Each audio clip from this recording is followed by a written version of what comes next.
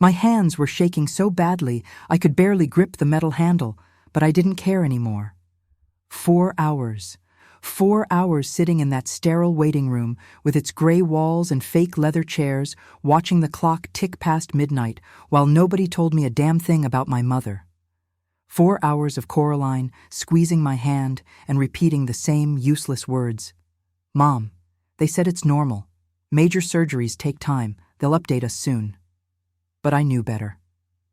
I'd heard those exact lies 12 years ago when my father, Harold, died on an operating table in this same hospital, and I swore I'd never let it happen again. I pushed against that door with everything I had. The lock resisted for a moment, then something cracked, and it flew open. The surgical lights blinded me instantly, harsh and white. But before I could see anything, strong hands grabbed my arm and yanked me backward into the hallway. "Now don't, Vivian. Get out of here immediately. I'll explain everything later." It was Richard, my ex-husband, the cardiovascular surgeon who'd been operating on my 78-year-old mother, Eleanor, for the past 4 hours. His voice was low, urgent, almost desperate. That's what stopped me cold. Richard Ashford didn't do desperate. Richard did arrogant. Richard did condescending.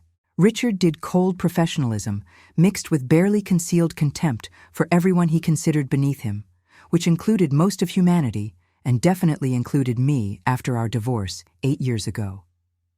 But this wasn't that Richard. This Richard had panic written all over his face. His blue eyes were wide, almost wild, and there was sweat on his forehead despite the frigid air conditioning. His surgical mask hung loose around his neck, and his hands, those surgeons' hands that used to steady themselves for the most delicate procedures, were trembling visibly. "What's going on?" I tried to push past him, but hospital security had already arrived, 2 large men in blue uniforms blocking my path. "Where's my mother? What happened in there?" "Mrs. Ashford, you need to return to the waiting area." The older security guards spoke in that rehearsed, calm voice they teach them, like I was some hysterical woman instead of a 54-year-old CEO with a net worth of $42 million who'd built an empire from nothing and sure as hell wasn't going to be patronized by anyone. "Don't call me Mrs. Ashford. That's not my name anymore." I kept my eyes on Richard. "Tell me what's happening with Eleanor, right now." He opened his mouth, then closed it. For a second, I thought he might actually tell me the truth, whatever terrifying truth had put that look on his face. Instead, he just shook his head and turned back toward the operating room. "Give me 15 more minutes. Please, Vivian. Just trust me. Trust him. The man who'd cheated on me with a 28-year-old nurse during our 20th anniversary vacation. The man who'd walked out of our 22-year marriage for a woman young enough to be his daughter. Trust him with my mother's life when I couldn't even trust him with a dinner reservation.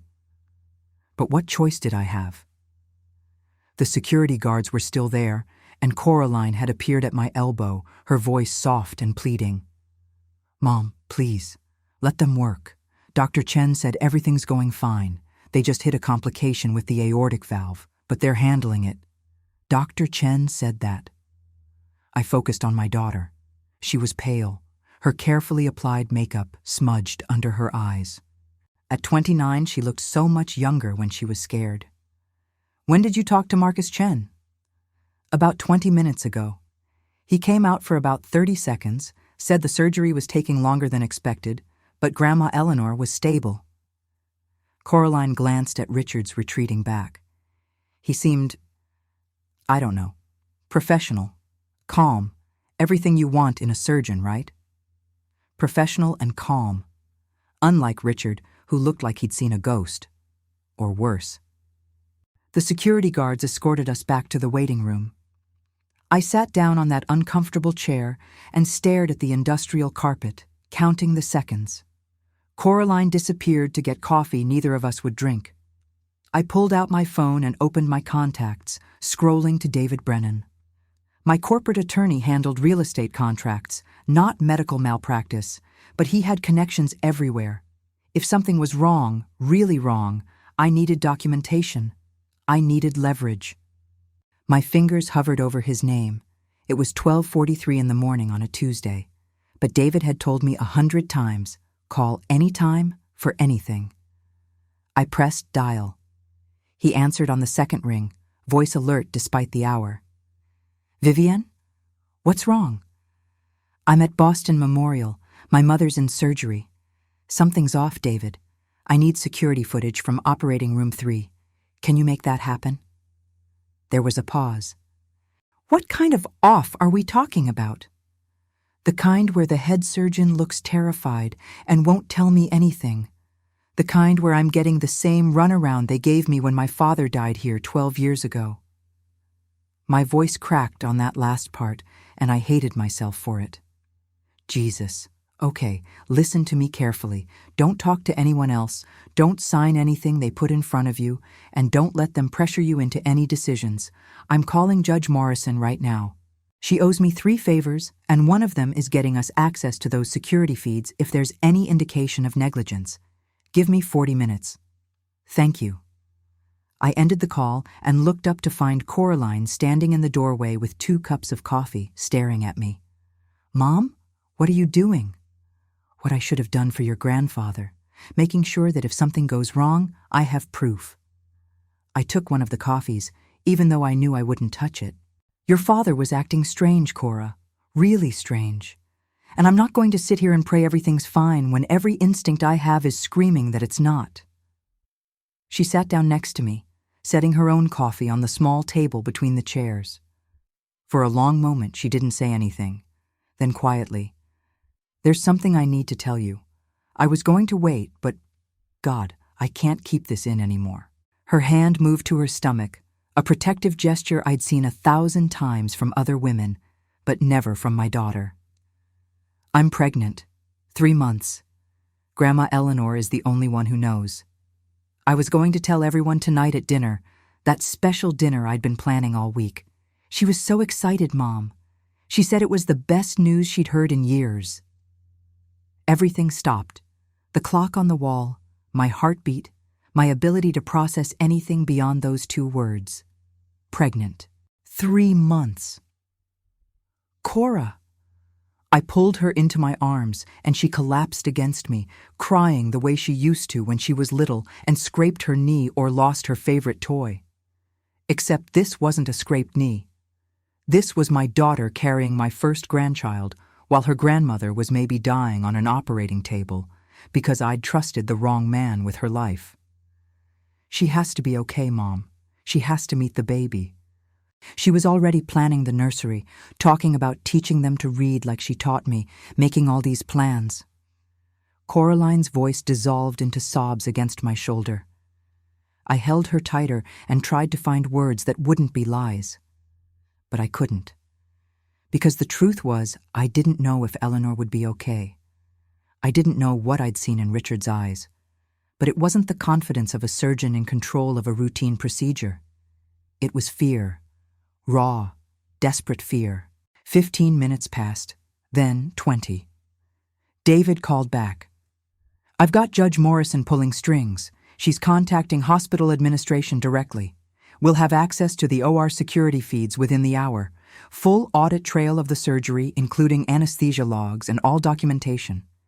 If there's something to find, we'll find it. Thank you. I stood up, too restless to sit anymore. I need air. I'll be right back. Coraline nodded, wiping her eyes. I walked out of the waiting room and down the corridor, following the signs toward operating room 3. I wasn't going to try breaking in again, not with security watching. But I needed to see something, anything that would tell me what the hell was happening in there. That's when I noticed the observation window. It was small, positioned about 20 feet down from the main OR entrance, probably meant for medical students or supervising physicians. The glass was partially frosted, but not completely opaque. I walked toward it slowly, my heels clicking on the linoleum floor. I reached the window and looked through. My heart stopped. Eleanor was still on the operating table, still open, and there was blood. More blood than there should be. I didn't need medical training to know that. But that wasn't what destroyed me. It was what I saw, standing around that table. Richard had surgical instruments in his hands, but those hands were shaking so badly he looked like he had Parkinson's. Marcus Chen was next to him, pointing at something on one of the monitors, his face tight with what looked like barely controlled panic. And on Richard's other side was a blonde woman in surgical scrubs, someone I vaguely recognized as his fiancée, that French anesthesiologist Simone something.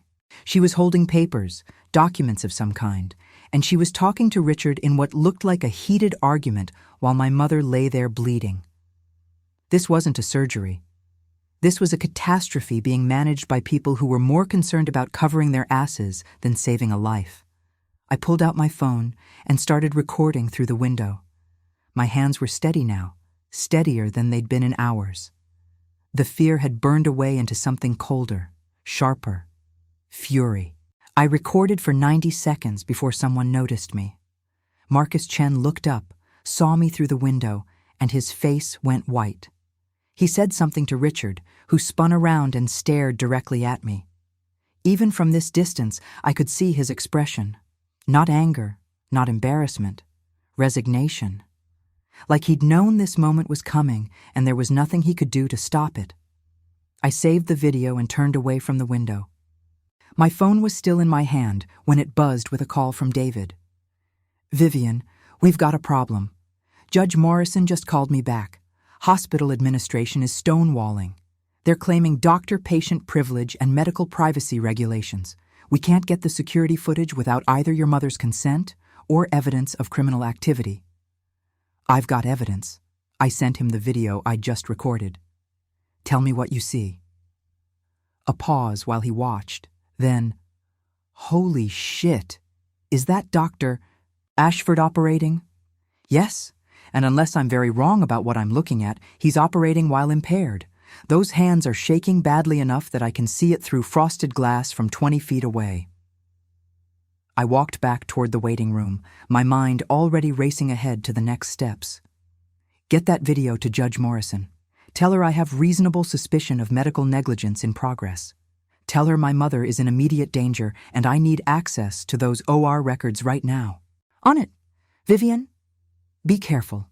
If you're right about this, Ashford is going to fight back hard. He's got a reputation to protect and enough connections to make things very difficult."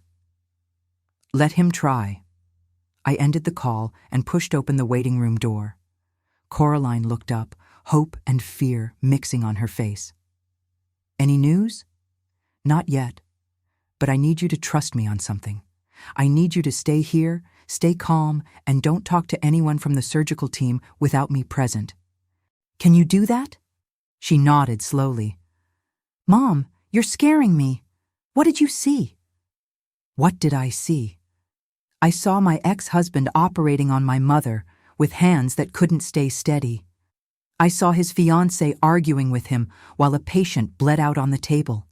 I saw 12 years of trauma and loss and unresolved grief crystallizing into one terrible moment of clarity.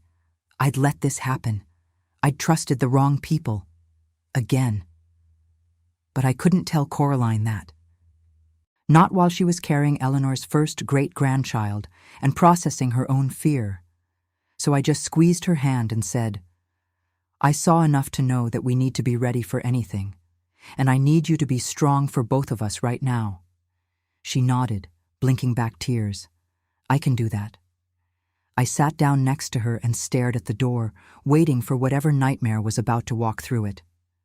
Because one thing was certain. After what I'd just witnessed, nothing was ever going to be the same. Sitting there in that waiting room, staring at the institutional clock on the wall, I couldn't stop my mind from going back to this morning. Was it really only 14 hours ago? It felt like a lifetime had passed since my phone rang at 6:37 a.m., with Eleanor's number flashing on the screen. I'd answered immediately, already worried because my mother never called that early. She was a night owl, always had been, reading until 2 or 3 in the morning and sleeping until 9. "Mom, everything okay?" The voice that answered wasn't hers.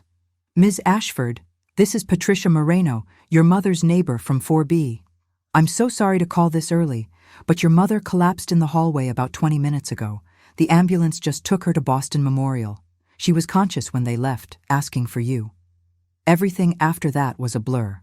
I threw on clothes, grabbed my keys, called Coraline from the car. Your grandmother's in the hospital.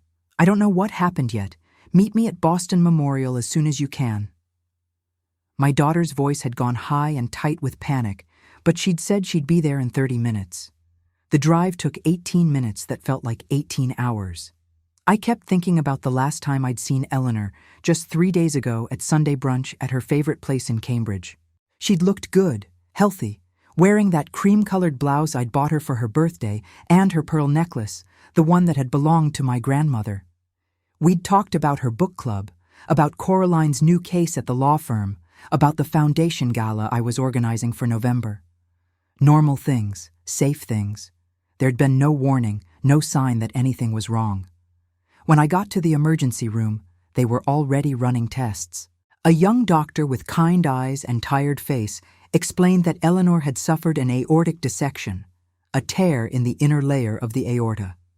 It's extremely serious, Ms. Ashford. We need to operate immediately. Without surgery, the mortality rate within 24 hours is extremely high. What are her chances with surgery? I'd asked, gripping the edge of the nurse's station so hard my knuckles went white.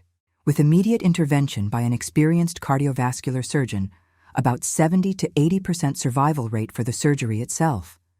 But there are risks of complications, and the recovery is extensive. He'd paused, checking something on his tablet. The good news is, we have Dr. Richard Ashford here today. He's one of the best cardiovascular surgeons on the East Coast. Your mother's in excellent hands. That's when my stomach had dropped. Richard. Of all the hospitals in Boston, Eleanor had been taken to the one where my ex-husband worked. Of all the days of the week, she'd collapsed on the one day he was on call. Is there another surgeon available? I'd asked immediately. Anyone else who can do this procedure? The young doctor had looked confused. Dr. Ashford is really the best option. His success rate with aortic dissections is... I don't care about his success rate. Is there someone else? That's when Richard had appeared, walking down the corridor in his white coat with that same confident stride I'd known for 30 years. 30 years. We'd met when I was 24 and he was 28, both of us ambitious and hungry for success. He'd been completing his surgical residency. I'd been starting my first job at a real estate firm. We'd gotten married a year later, had Coraline 3 years after that. For 22 years, I'd believed we had a good marriage. Not perfect, but solid, built on mutual respect and partnership. Then came our 20th anniversary trip to Napa Valley. I'd found the text messages on his phone while he was in the shower. Can't wait to see you when you get back. Missing you already. From a contact saved simply as S. When I'd confronted him, he'd barely tried to deny it. Sharon Winters, a nurse in the cardiac unit. 28 years old, blonde, with a laugh that apparently made him feel young again. The divorce had been brutal. Richard had fought me on everything, tried to claim that half my real estate business was community property, even though I'd built it from nothing while he was establishing his precious medical career. It had taken 2 years and $300,000 in legal fees, but I'd walked away with my company intact and enough settlement money to never have to see or speak to him again unless absolutely necessary. And now here he was, the only surgeon available to operate on my mother. Vivian. He'd stopped about 5 feet away, maintaining professional distance. I just reviewed Eleanor's scans. She needs surgery within the next hour. I know this is complicated, but I'm asking you to trust that I will do everything in my power to save her life. Don't. I'd held up my hand. Don't ask me to trust you. Just do your job. His jaw had tightened, but he'd nodded. I need you to sign the surgical consent forms. Dr. Martinez will go over all the risks with you. That's when Coraline had arrived, rushing through the emergency room doors with her hair still wet from the shower and her shirt buttoned wrong. Where's Grandma? What's happening? I'd pulled her aside and explained everything while Richard waited, arms crossed, pretending not to listen. When I got to the part about him being the surgeon, Coraline had looked between us with that expression she'd worn so many times during the divorce, the one that said she was caught between loving us both and hating what we'd become. "Mom, I know this is hard, but he's really good at what he does. Everyone says so, and Grandma needs the best right now." She was right. I knew she was right. But there was something else, something I couldn't quite name, that made every instinct scream at me to find another option. Maybe it was just the trauma of my father's death 12 years ago, also at this hospital, also during what was supposed to be a routine cardiac procedure. The surgeon had nicked an artery, my father had bled out on the table, and by the time they'd told us what happened, he was already gone. Just like that. 1 minute I'd had a father, the next I'd had nothing but a body bag, and a hospital administrator apologizing for the unfortunate complication. Eleanor had been the one who'd gotten me through that loss. She'd held me while I cried, helped me plan the funeral, stayed with me for 3 weeks until I could function again. My mother had always been my rock, the one person who never let me down, and now she was the one who needed me to be strong. So I'd signed the consent forms. I'd watched them wheel Eleanor away on a gurney, her eyes closed, her face pale. She'd squeezed my hand as they'd passed and whispered, "I love you, sweetheart. Take care of my granddaughter. Not take care of yourself. Not, I'll be fine. Take care of Coraline." Like she'd known something I didn't. That had been at 8:45 in the morning.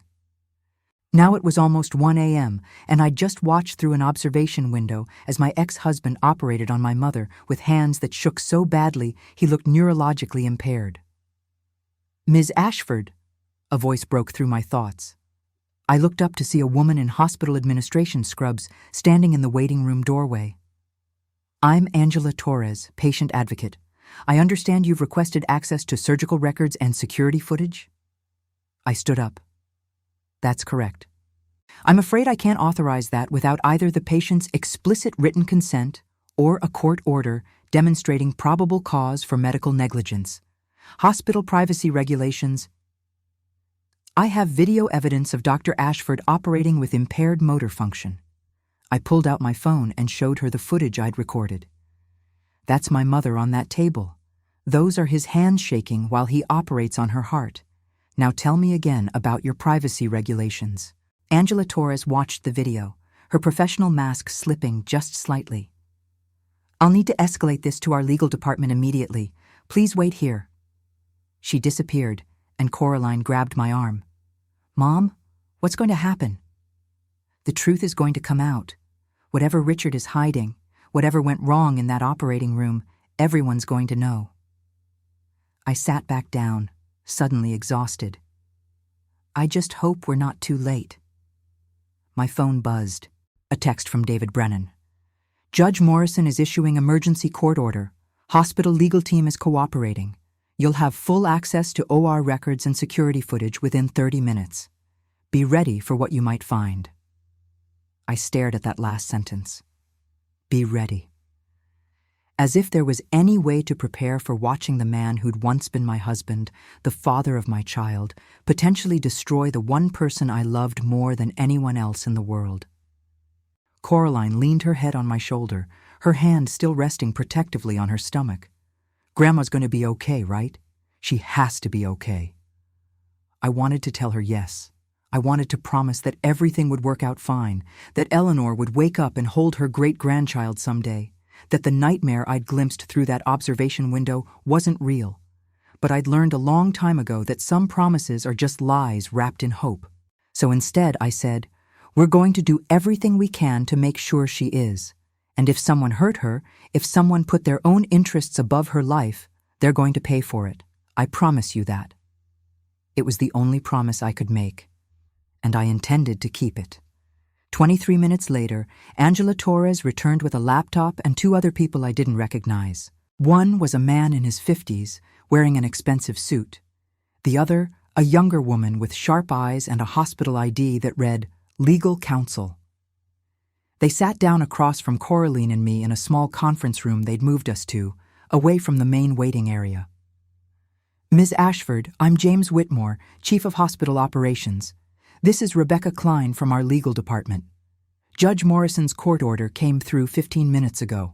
We're providing you with full access to the operating room security footage and all associated medical records from your mother's surgery. He opened the laptop and turned it toward me. I have to warn you, what you're about to see may be disturbing.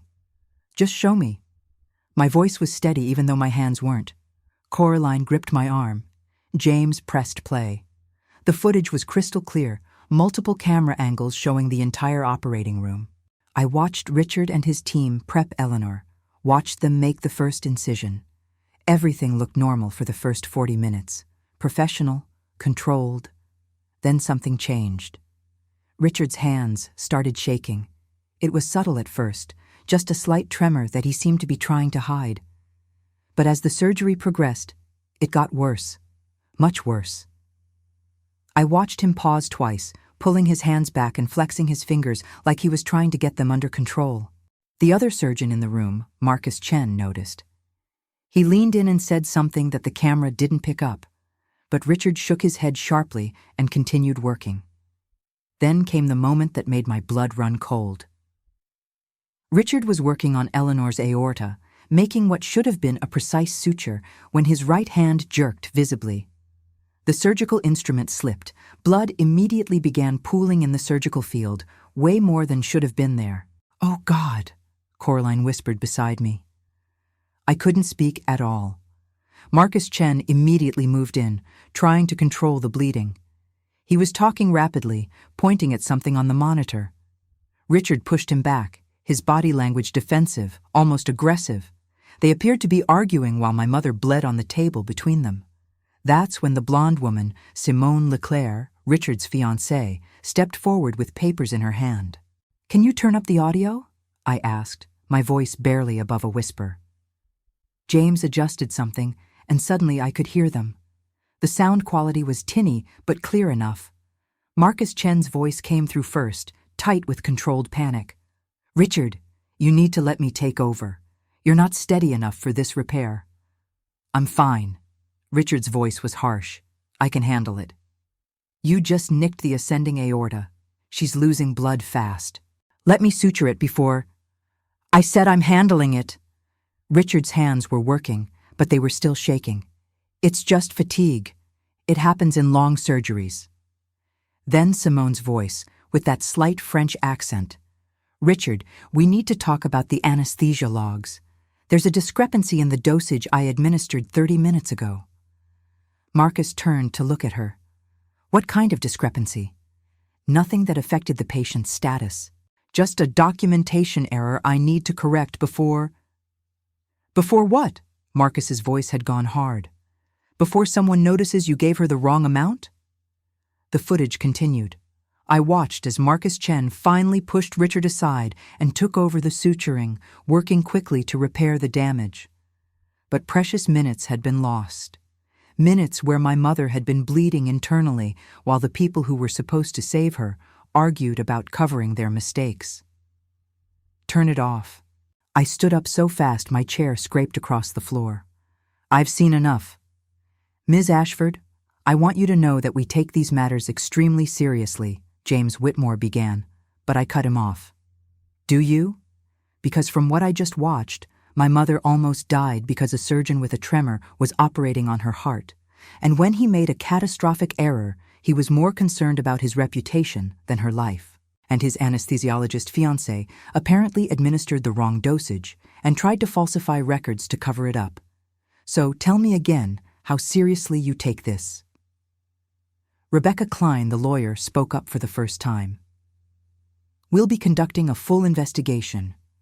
Dr. Ashford and Dr. Leclerc have both been suspended pending the outcome. Dr. Chen will be interviewed as part of the process." "Suspended?" I felt rage burning through the shock. "They should be arrested. That's assault. That's criminal negligence. That's—" My voice broke and I had to stop, pressing my hands against the conference table to steady myself. Coraline was crying silently beside me. "Is Grandma going to be okay? After all that, is she going to survive?" James Whitmore's expression softened slightly. Your mother is in recovery now. The surgery was ultimately successful, but she's in critical condition. We won't know the full extent of any complications for at least 24 to 48 hours. She's in a medically induced coma to allow her body to heal. A coma. My 78-year-old mother was in a coma because the man I'd once loved, the man I'd trusted enough to marry and have a child with, had operated on her while his hands were shaking so badly he'd nearly killed her. I want to see her. Right now. It wasn't a request. They took us to the ICU. Eleanor looked so small in that hospital bed, surrounded by machines and tubes and monitors that beeped steadily. Her silver hair was spread across the pillow, her face pale and peaceful like she was just sleeping. But the breathing tube down her throat and the bandages covering her chest told a different story. I took her hand carefully, mindful of all the IV lines. I'm so sorry, Mom. I should have found another surgeon. I should have trusted my instincts. I let you down. You didn't let her down. Coraline stood on the other side of the bed, wiping tears from her cheeks. Dad did. And that woman. They let her down. They let all of us down. She was right, but it didn't make me feel any better. I'd signed the consent forms. I'd allowed Richard to operate even when every fiber of my being had screamed at me to find another option. A nurse came in to check Eleanor's vitals. She was kind, explaining each monitor and what the numbers meant. She's stable right now, that's what matters. We'll know more in the next day or two about her prognosis. After she left, Coraline and I sat in silence for a while, just watching Eleanor breathe with mechanical assistance. Then my daughter said quietly, I need to tell you something else, about Dad. I looked at her, waiting. I've been meeting him for coffee sometimes, once a month or so for the past year and a half. I know you didn't want me to have a relationship with him after the divorce, but he's still my father, and I thought... She trailed off, looking guilty. He told me he was having some health issues. Nothing serious, he said. Just essential tremor, a benign condition that runs in families. He said he was managing it with medication, and it wasn't affecting his work. He lied to you. I tried to keep the anger out of my voice. This wasn't Coraline's fault. Or maybe he believed it himself. Essential tremor isn't benign when you're a cardiovascular surgeon, and whatever medication he's taking, it clearly isn't working. I should have told you. Should have mentioned it when we found out he was operating on Grandma. Maybe you could have... Stop. I reached across the bed and took her hand. This isn't on you.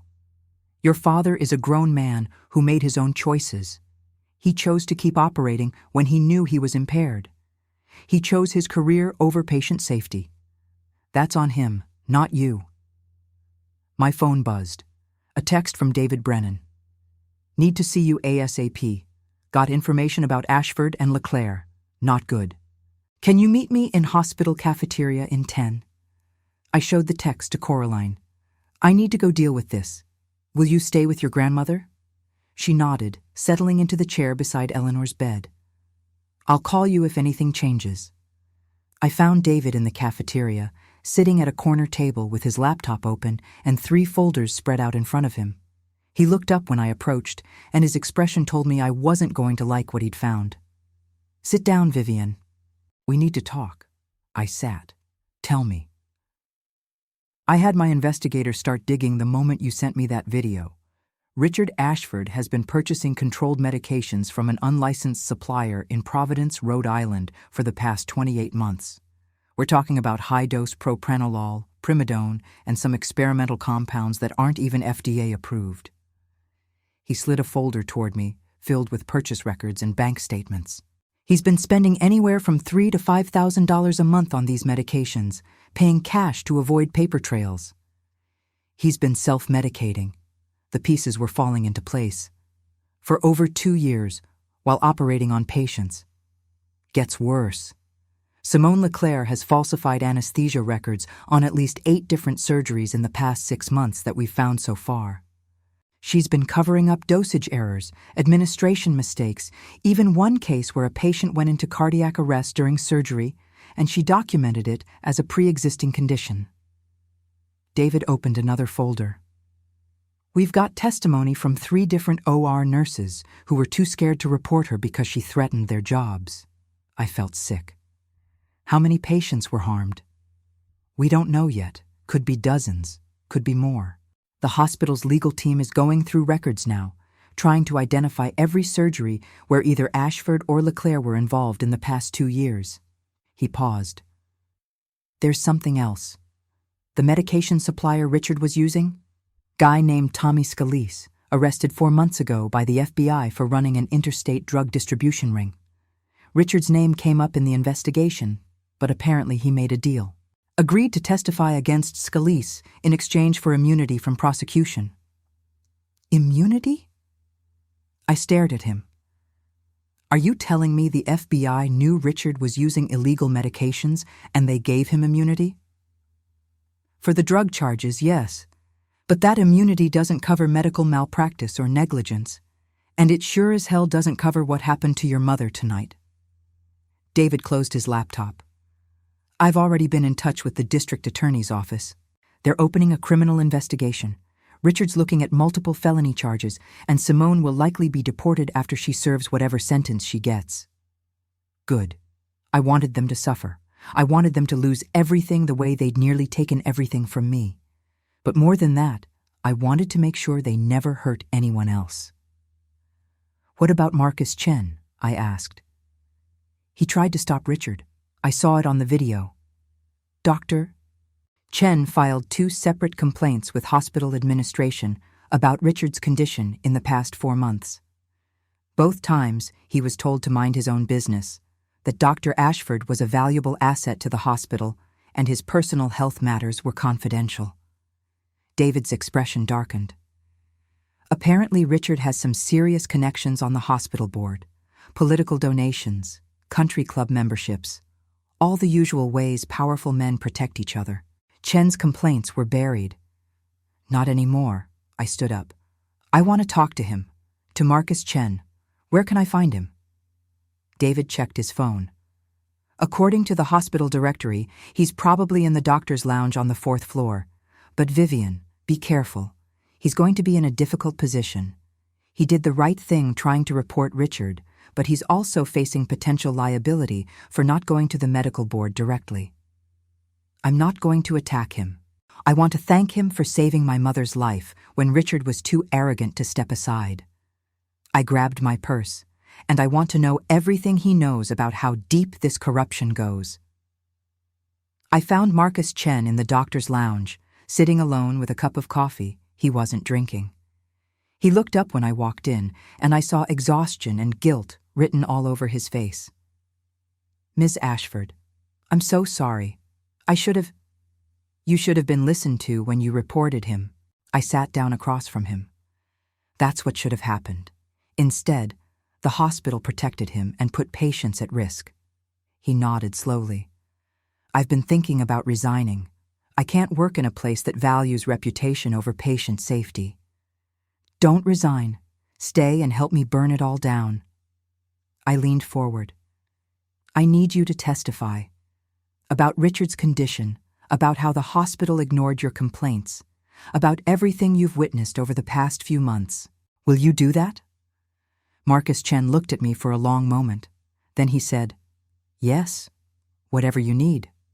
Your mother deserves justice, and so do all the other patients who might have been harmed because I didn't push hard enough. You pushed.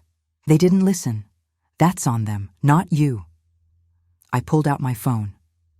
I'm going to have my attorney contact you. He'll arrange for a formal deposition and coordinate with the district attorney's office. Are you prepared for the consequences? Richard has powerful friends. I don't care anymore. Marcus's voice was firm. I became a surgeon to save lives, not to cover up for colleagues who are putting patients in danger. Whatever happens to my career, I can live with it as long as I know I did the right thing. We talked for another 20 minutes. He gave me names of other staff members who'd witnessed Richard's deteriorating condition. nurses who'd seen Simone's mistakes, and board members who'd actively suppressed complaints. By the time I left that lounge, I had enough information to bring down not just Richard and Simone, but the entire corrupt system that had enabled them. When I got back to Eleanor's room, Coraline was still sitting beside the bed, holding our mother's hand. "Any changes?" I asked. "No." But the nurse said that's normal. She said sometimes it takes days for people to wake up from these kinds of surgeries. Coraline looked up at me. "Did you find out anything new?" I told her everything. About the illegal medications, about Simone's falsified records, about the hospital's cover-up and Marcus Chen's testimony. With each revelation, my daughter's face grew paler. "I can't believe Dad did all this. I mean, I know he's arrogant and selfish, but this is—" She couldn't finish the sentence. "Criminal. That's what it is, and he's going to pay for it." I sat down in the other chair. "But right now, we focus on your grandmother. Everything else can wait." We stayed with Eleanor through the night, taking turns dozing in the uncomfortable chairs while machines beeped steadily and nurses came in every hour to check vitals. Somewhere around 4 a.m, I got a text from David. "DA filing charges first thing tomorrow morning. Press conference at 10 a.m. Hospital board calling emergency meeting. This is going to be huge." Good. Let it be huge. Let everyone know what Richard Ashford really was beneath the prestigious degrees and the impeccable reputation. Let the world see that the man who'd taken an oath to do no harm had nearly killed my mother to protect his pride. As dawn light started filtering through the ICU window, I looked at Eleanor's peaceful face and whispered, "I'm going to make this right, Mom. I promise you. They're going to pay for what they did." And I meant every word. At 7:30 a.m, while Coraline was in the bathroom and I was sitting alone with Eleanor, my phone rang. Unknown number. I almost didn't answer, but something made me pick up. "Vivian, please don't hang up. I need to talk to you." Richard's voice was rough, like he'd been crying or hadn't slept, probably both. "You have nothing to say that I want to hear. Just give me 5 minutes, please. I'm downstairs in the parking garage.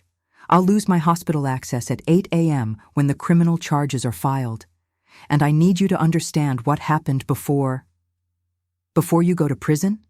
Before your entire world collapses the way you almost collapsed mine?" My hand was shaking with rage. "You operated on my mother while impaired. You nearly killed her to protect your precious reputation. What could you possibly say that would make any of that acceptable?" There was a long pause. Then quietly, "I'm dying, Vivian. The tremor isn't essential tremor. It's early onset Parkinson's. I've known for 3 years. The medications I was taking were a last-ditch attempt to keep working because surgery is the only thing I have left. It's all I am." The words hit me like a physical blow. I stood up, moving away from Eleanor's bed so she wouldn't somehow hear this, even in her coma. "You have Parkinson's disease, and you kept operating on people.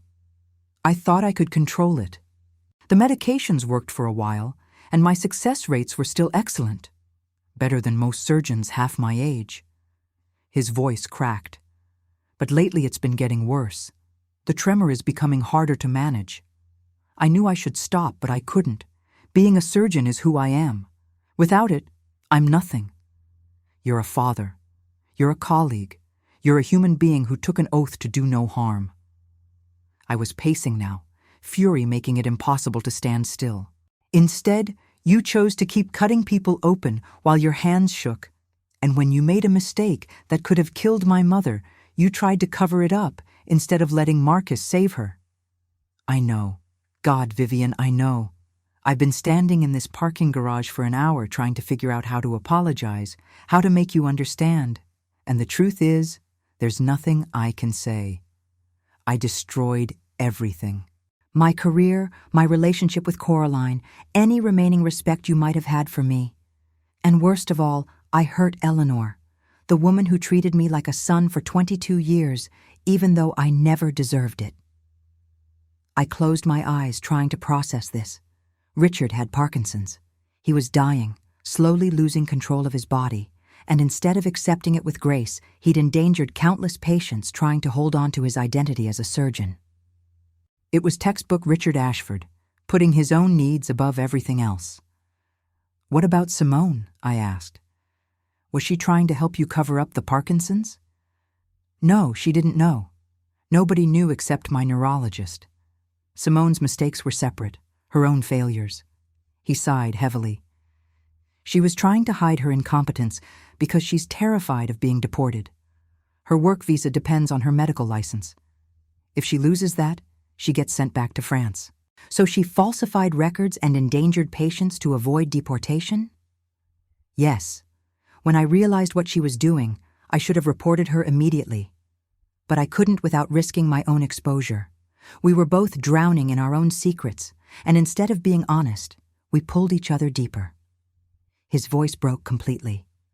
"I'm so sorry, Vivian. For all of it. For cheating on you. For the divorce. For what happened to Eleanor. For every selfish choice I've made over the past 10 years. You deserved so much better than me." I wanted to scream at him. I wanted to tell him that his apology meant nothing, that being sorry didn't undo the damage he'd caused. But another part of me, a part I didn't want to acknowledge, felt something close to pity. This man, who'd once been so confident, so brilliant, reduced to calling his ex-wife from a parking garage to confess his sins before being arrested. "You're right," I said finally.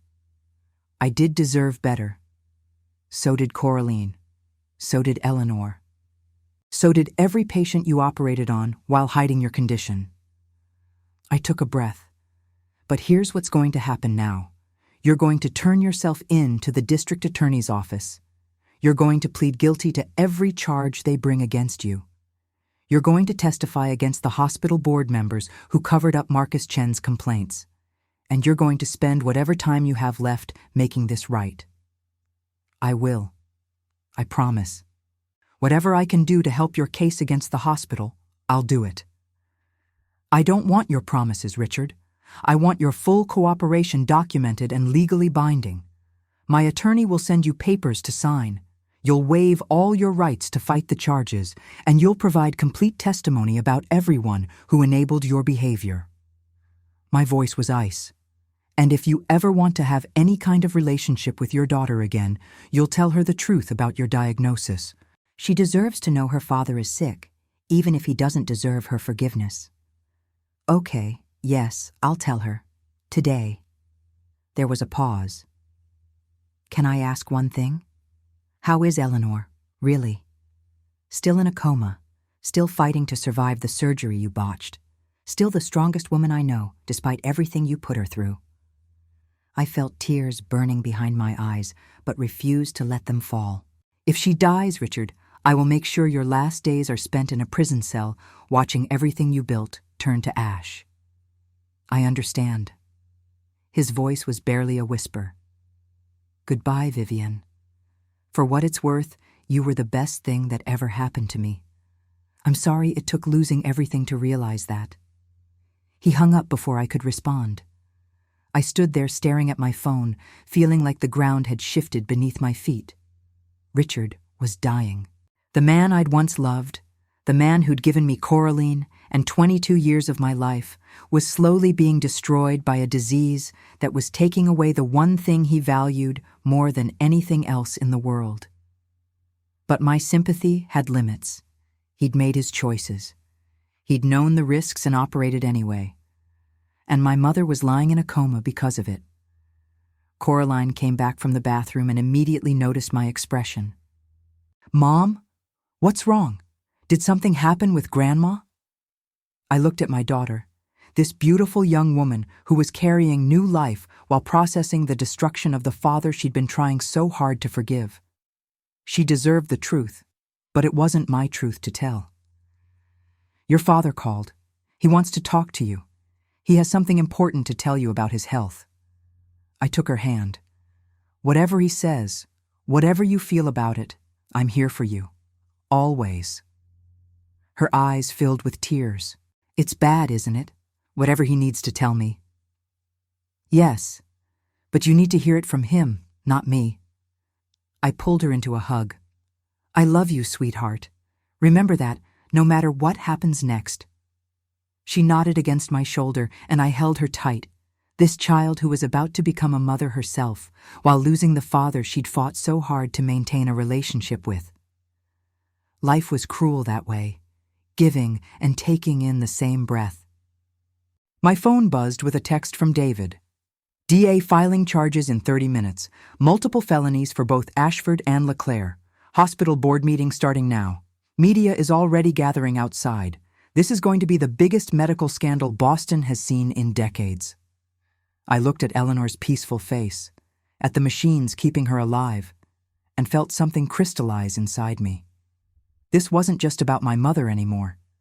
This was about every patient who'd been put at risk by a system that valued reputation over safety. This was about making sure it never happened again. The turning point had arrived. What came next would either destroy me or forge me into something stronger. I knew which one I was choosing. The hospital board meeting was scheduled for 9 a.m. in the executive conference room on the 12th floor. David Brennan had used his connections to get me a seat, not as a participant, but as an observer. They couldn't legally keep me out given that my mother was the victim at the center of the investigation. I walked into that conference room at 8:55 wearing my best Armani suit, the charcoal gray one I'd worn when I closed my biggest real estate deal 3 years ago. Power armor. I needed every advantage I could get because I was about to go to war with some of the most influential people in Boston's medical community. The room was already half full. Hospital administrators, board members, legal counsel, a representative from the state medical board. They all looked up when I entered, and I could see the calculation in their eyes. Who was this woman, and how much trouble was she going to cause? James Whitmore, the chief of operations I'd met yesterday, stood up. Ms. Ashford, I'm surprised to see you here. This is a closed meeting. My attorney informed me that as the daughter and medical proxy for the patient at the center of this investigation, I have a right to observe these proceedings. If you'd like to challenge that, we can bring Judge Morrison back into this and waste everyone's time with legal procedures. Or you can let me sit down and we can get started. I took a seat at the far end of the table before he could respond. The board president, a silver-haired man in his 70s named Harrison Cabot, cleared his throat. Very well. Let's begin. We're here to discuss the incident involving Dr. Richard Ashford and Dr. Simone Leclerc during the surgical procedure on Eleanor Montgomery 2 days ago. We've reviewed the security footage, the medical records, and the preliminary reports from our investigation team. He paused, adjusting his glasses. This is an extremely serious matter. Extremely serious? I couldn't stop myself from speaking. That's how you're characterizing medical malpractice that nearly killed my mother? As an extremely serious matter? Harrison's expression hardened. Ms. Ashford, you're here as an observer, not a participant. I'll ask you to remain silent unless directly questioned. Of course, wouldn't want the victim's family interfering with damage control. I leaned back in my chair but kept my eyes on him. Rebecca Klein, the hospital's legal counsel, opened a folder. Dr. Ashford has voluntarily surrendered his medical license pending the outcome of criminal proceedings. He's been formally charged with 6 counts of reckless endangerment, 3 counts of practicing medicine while impaired, and falsification of medical records. Dr. Leclerc has been charged with 8 counts of medical record falsification and reckless endangerment. She's also facing deportation proceedings. One of the board members, a woman in her 50s, spoke up. What about Dr. Marcus Chen? He was the assisting surgeon. Does he bear any responsibility? Dr. Chen filed 2 formal complaints about Dr. Ashford's condition in the past 4 months, Rebecca said carefully. Both complaints were reviewed by administration and deemed unsubstantiated at the time. Unsubstantiated. I couldn't stay quiet anymore. Or buried because Richard Ashford has been donating 6 figures annually to the hospital foundation, and you didn't want to lose that money? The room went silent. Harrison Cabot's face turned red. That's a serious accusation, Ms. Ashford. It's also true. David Brennan had entered the room behind me, carrying a briefcase. "I'm David Brennan, Ms. Ashford's attorney, and I have documentation proving that Dr. Chen's complaints were forwarded to 3 different board members, all of whom voted to take no action.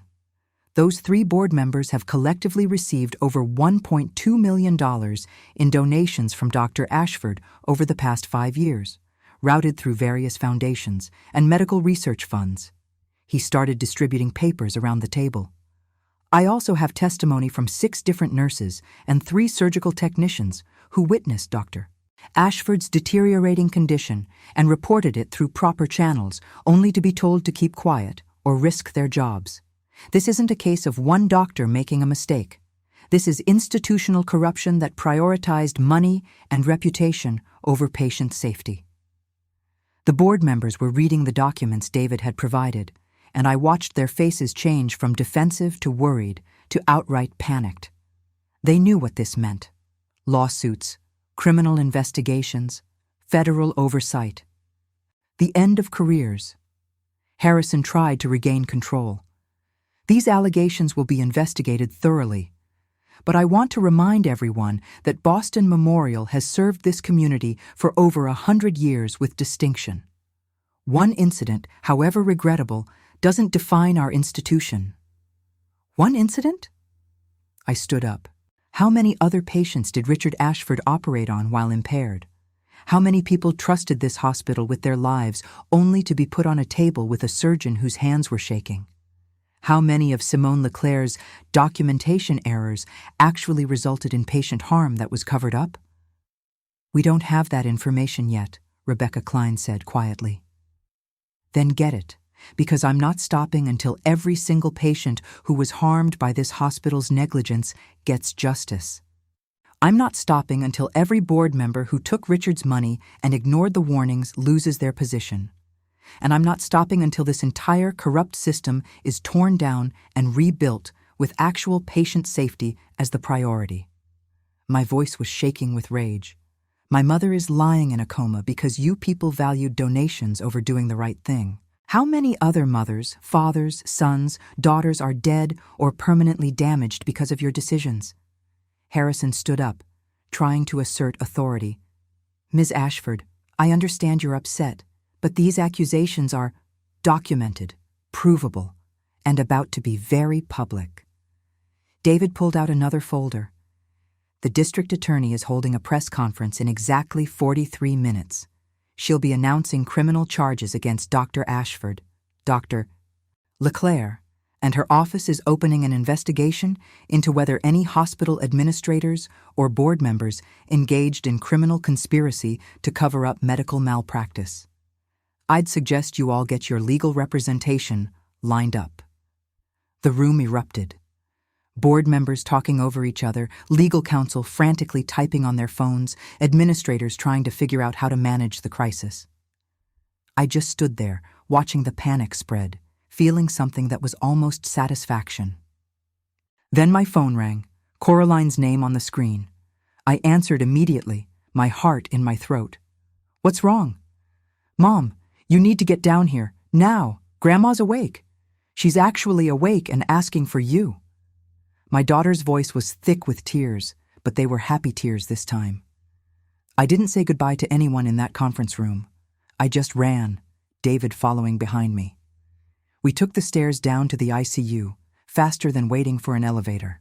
My heart was pounding so hard I thought it might burst, but it was hope this time, not fear. When I got to Eleanor's room, she was propped up slightly in the bed, the breathing tube removed but oxygen cannula in her nose. Her silver hair was a mess, and her face was pale, but her green eyes, the same color as mine, were open and alert. Coraline was holding one of her hands, crying and laughing at the same time. "Mom," I whispered, walking slowly to the bedside like I was afraid she might disappear if I moved too fast. Eleanor turned her head toward me, a weak smile on her face. "Vivian, stop crying, sweetheart. I'm not dead yet." Her voice was hoarse from the breathing tube, but it was her voice, my mother's voice. I took her other hand gently, mindful of all the IVs. "You scared us. You scared us so badly." "I know. I'm sorry." She coughed, and a nurse immediately came in to check her vitals. Eleanor waved her off impatiently. "I'm fine. Just let me talk to my daughter and granddaughter for a minute." The nurse hesitated, but stepped back.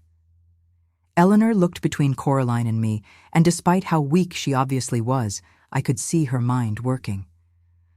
"Something happened during the surgery. Something bad. I can see it in your faces. Tell me." I glanced at Coraline, who nodded, so I told her everything. About Richard's Parkinson's disease, about his hands shaking during the surgery, about the mistake that nearly killed her, about Simone's falsified records and the hospital's cover-up, about the criminal charges and the board meeting I'd just come from. Eleanor listened to all of it without interrupting, her expression growing harder with each detail. When I finished, she was quiet for a long moment. Then she said, "That son of a bitch. I knew he was arrogant, but I never thought he was stupid enough to keep operating when he knew he was impaired." "Mom, language," I said automatically, which made both Eleanor and Coraline laugh despite everything. "I'm 78 years old, and I just survived someone trying to kill me on an operating table. I'll use whatever language I want." Eleanor squeezed my hand. "What are you going to do about it?" "Everything." I met her eyes. "I'm going to make sure he never practices medicine again. I'm going to expose every board member who protected him. And I'm going to use every dollar and every connection I have to reform the system that allowed this to happen." Eleanor nodded slowly. "Good. That's my girl. Never could stand watching you back down from a fight." She looked at Coraline. "And you're going to help her, right? Use that fancy law degree for something that matters?" Coraline wiped her eyes. "Actually, Grandma, I need to tell you something. I'm pregnant. 3 months. You're going to be a great grandmother." Eleanor's eyes went wide, then filled with tears. "Oh, sweetheart, that's the best news I've heard in years. Come here." She pulled Coraline into as much of a hug as she could manage with all the medical equipment. "You're going to be an amazing mother, and this baby is going to be so loved." I watched them together, 3 generations of strong women who'd survived everything life threw at us. In that moment, despite all the pain and betrayal and trauma, I felt something I hadn't felt in days. Peace. Not because everything was okay, but because we were still here, still fighting, still together. A doctor I didn't recognize came in, looking apologetic. "I'm sorry to interrupt, but we need to run some tests now that Mrs. Montgomery is awake. Can I ask you to step outside for about 30 minutes? We said our goodbyes and left Eleanor with the medical team. Out in the hallway, David was waiting with his phone. "The DA's press conference just started. You should see this." He pulled up the live stream. District Attorney Michelle Torres was standing at a podium surrounded by microphones. "Today, we are announcing criminal charges against Dr. Richard Ashford and Dr. Simone Leclerc for their roles in a pattern of medical malpractice and falsification of records that put dozens of patients at risk. Additionally, we are opening a grand jury investigation into potential criminal conspiracy at Boston Memorial Hospital involving senior administrators and board members who allegedly covered up complaints about Dr. Ashford's impaired condition." The reporters erupted with questions.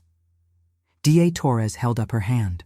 "We're also announcing the creation of a patient advocacy task force to review every surgery performed by either Dr. Ashford or Dr. Leclerc over the past 3 years. Any patient or family member who believes they were harmed is encouraged to contact our office. This investigation is far from over." David turned off the stream. "You did this, Vivian. All of this. You're the one who refused to accept their lies, who pushed for the truth even when everyone told you to back down. I did it for my mother, for Coraline, for every patient who's ever trusted a doctor and had that trust betrayed." I looked back toward Eleanor's room. "And I'm not done yet. Not even close." My phone buzzed with a text from an unknown number. I opened it and felt cold run through me.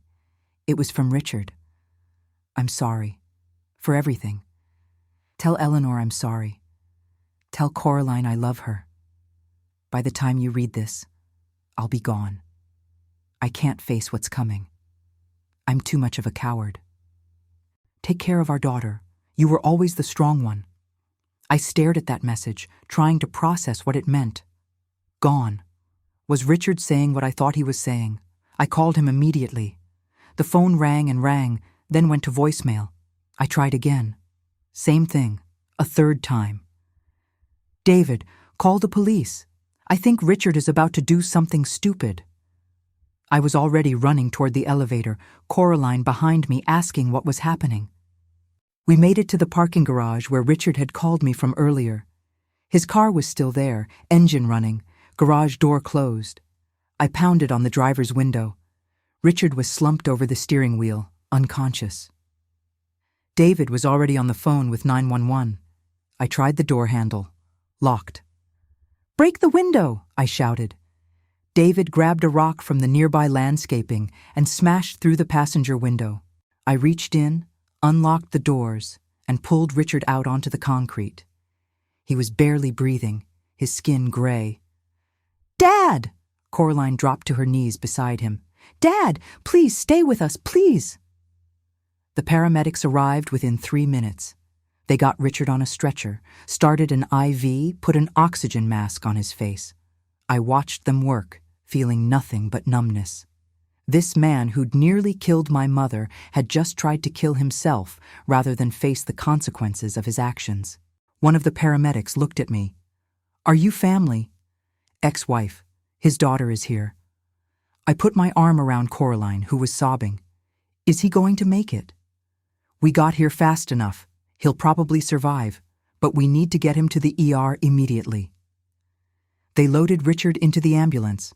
Coraline climbed in with him, and I watched them drive away. David stood next to me in the garage. "You saved his life." "I saved Coraline from losing her father." I looked at him. Richard doesn't get to take the easy way out. He's going to survive, and he's going to face everything he did. That's the only justice that matters now. We walked back inside the hospital, and I realized the truth. This wasn't the end. This was just the beginning. The beginning of the real fight to change a system that had failed so many people. And I was ready for every single battle that lay ahead. 6 months later, I stood in the lobby of Boston Memorial Hospital, watching them unveil the new plaque. It was made of polished bronze and mounted on the wall right next to the main entrance where everyone who came through those doors would see it. "The Eleanor Montgomery Patient Safety Initiative," I read aloud, running my fingers over the engraved letters. "Established 2024, because patients deserve advocates who put safety above reputation." Eleanor was beside me in her wheelchair, looking elegant as always in a cream-colored dress and her pearl necklace. She'd insisted on wearing heels, even though the doctors had told her sensible shoes would be better for her recovering heart. That was my mother, stubborn until the end. "It's too much, Vivian. You didn't need to name it after me." "Yes, I did. You're the reason any of this happened. You're the reason I fought instead of accepting their lies." I squeezed her shoulder gently. Besides, they tried to argue for something generic like the Patient Safety and Quality Improvement Program. That wasn't going to work for me. Marcus Chen walked over, smiling. He looked different now, more confident. 2 months ago, he'd been named Chief of Surgery after the previous administration had been cleaned out. "Mrs. Montgomery, Ms. Ashford, thank you for being here today. This initiative is going to change how we practice medicine in this hospital." "Tell me about the new protocols," Eleanor said, always wanting details. "Every surgeon now undergoes quarterly neurological screenings. Any signs of tremor, impairment, or cognitive decline triggers immediate review by an independent medical board, not internal administration. We've also implemented a confidential reporting system where nurses and surgical staff can flag concerns without fear of retaliation. And every operating room has multiple recording systems that are reviewed randomly by external auditors." Marcus's voice was firm. "What happened to you will never happen to another patient here. I promise you that." "Good." Eleanor nodded approvingly. And the whistleblower protections. Strongest in the state. Any employee who reports safety concerns is legally protected from termination or retaliation. The hospital board voted unanimously to adopt the new policies. He paused. We've also settled with 43 patients who were harmed during surgeries where either Dr. Ashford or Dr. Leclerc were involved. Full financial compensation and public apology to each of them. 43 patients. 43 people who'd trusted the system and been betrayed. The numbers still made me sick, but at least they were finally getting justice. Where's Coraline? Eleanor asked, looking around. She said she'd be here. She's running late. Baby Vivian decided today was a good day to have a diaper emergency right before we were supposed to leave. I checked my phone and saw a text from my daughter. On my way. She's finally clean and happy. See you in 10. Eleanor's face lit up the way it always did when we talked about her great-granddaughter. Little Vivian Eleanor Ashford had been born 4 months ago, 7 pounds, 3 ounces of perfect health and her grandmother's green eyes.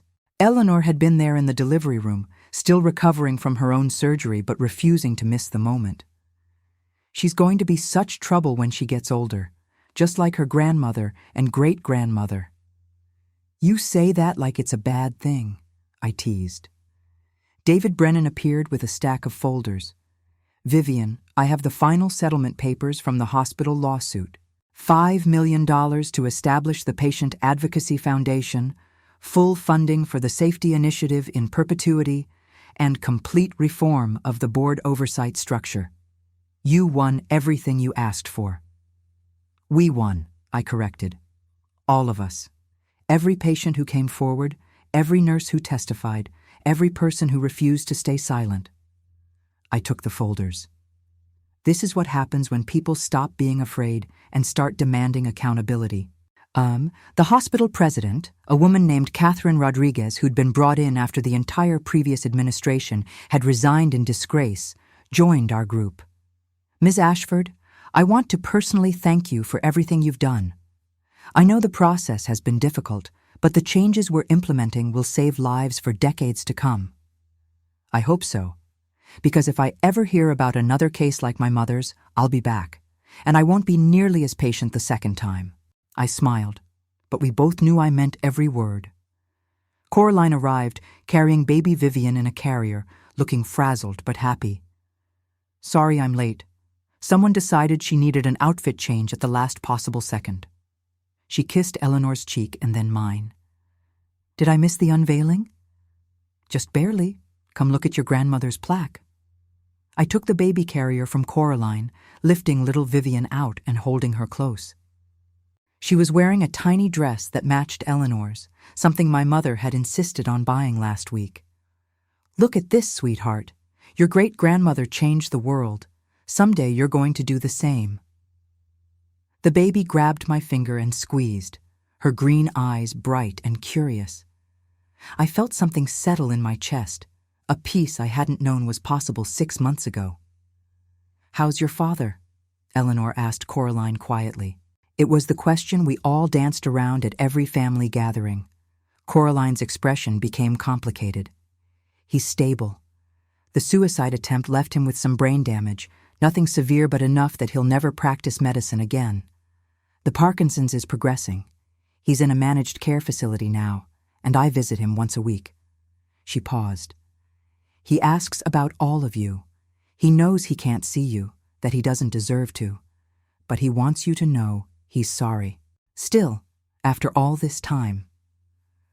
Sorry doesn't undo the damage, Eleanor said firmly, but I'm glad you still visit him. He's still your father, even if he's a foolish man who made terrible choices.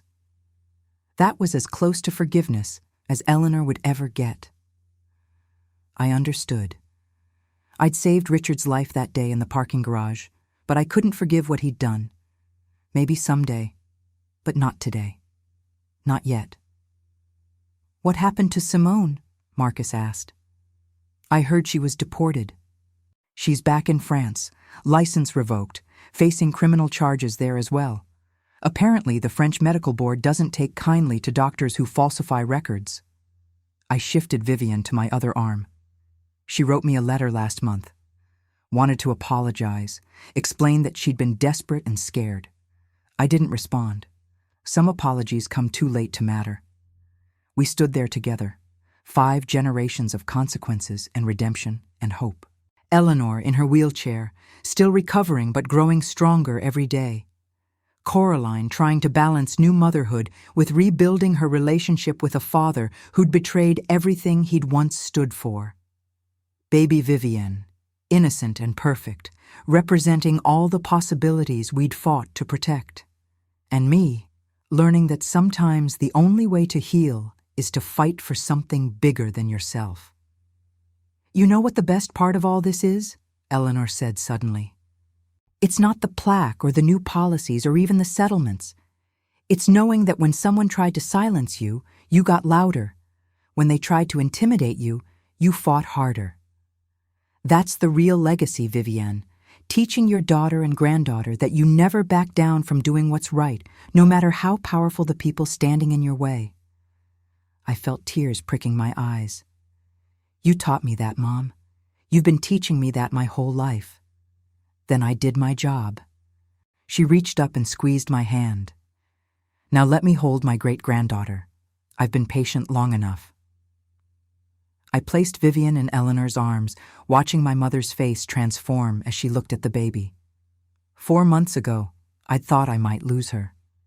I'd stood in that observation window and watched her bleeding on an operating table while the people who were supposed to save her argued about covering their mistakes. The rage I'd felt in that moment had nearly consumed me. But I'd channeled it into something constructive, into change, into making sure no other family would have to experience what we'd gone through. And now, watching Eleanor hold her great-granddaughter in the lobby of the hospital that had almost killed her, I felt something I hadn't expected. Gratitude, not for what happened, but for what came after, for the strength we'd found, for the changes we'd made, for the lives we'd saved by refusing to stay silent. She has your eyes, Eleanor said softly, tracing Vivian's tiny face with one finger. All 3 of you, the same green eyes. My girls. Coraline leaned her head on my shoulder. I hope I can be half the mother you both have been, half as strong, half as fierce. You already are, sweetheart. You stood up to your father when it mattered most. You chose what was right over what was easy. That's all any of us can do. I wrapped my arm around her. And this little one is going to have all of us to teach her how to be strong. She'll never doubt her worth or her right to demand justice. The hospital lobby was filling with staff and patients coming to see the new initiative launch. News cameras were setting up in the corner for the press conference scheduled in 30 minutes. This was going to be national news, a model for other hospitals to follow. From one nearly fatal surgery, we'd created a movement. David touched my elbow. Vivian, the reporters want to interview you before the formal press conference. Are you ready? I looked at my mother holding my granddaughter, at my daughter standing proud and strong beside them, at the bronze plaque that would remind everyone who entered this building that patient safety came first. Always. Yes, I said, I'm ready. Because this was what I'd learned in the 6 months since that terrible night when I'd broken down an operating room door out of desperation and fear. Sometimes the only way to protect the people you love is to refuse to accept the world as it is. Sometimes you have to break down doors and demand answers and fight against systems that put reputation above human lives. Sometimes you have to be willing to stand alone against everyone telling you to be quiet, to accept their explanations, to trust that powerful men know better than you do.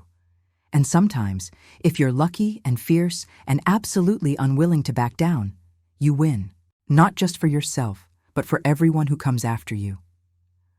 I squeezed Eleanor's shoulder one more time, kissed my granddaughter's forehead, and walked toward the cameras.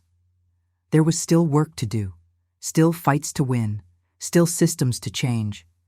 But today, in this moment, we'd already done the impossible.